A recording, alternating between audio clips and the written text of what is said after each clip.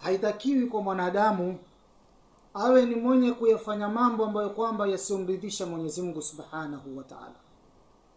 Kwani dhambi utakazo kuzifanya na kheri utakao kuifanya, Mwenyezi Mungu Subhanahu wa Ta'ala huziongeza thawabu na huongeza madhambi katika miezi hii mitukufu.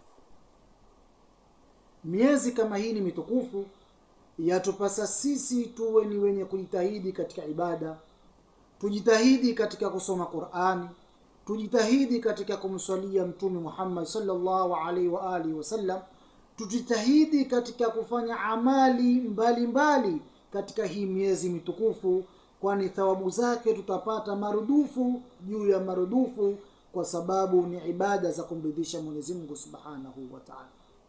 Rajab ni mwezi ambao kwamba wawewe kujiandaa, kujisafisha moyo wako, kwa sababu huko mbele unakokwenda huenda kutukua na kuubeba na kuuhami na kuingiliwa na mwezi mtukufu mbele ya Mwenyezi Mungu Subhanahu wa Ta'ala.